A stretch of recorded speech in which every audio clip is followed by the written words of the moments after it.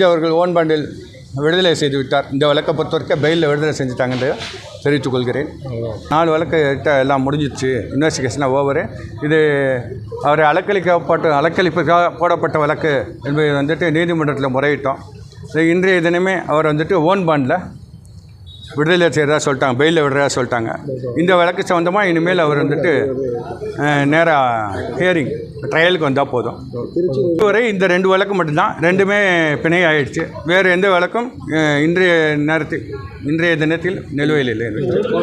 அவர் அந்த கட்டு தனக்கு போடப்பட்ட மாவு கட்டு கடந்த 13/5/2024 போடப்பட்டது.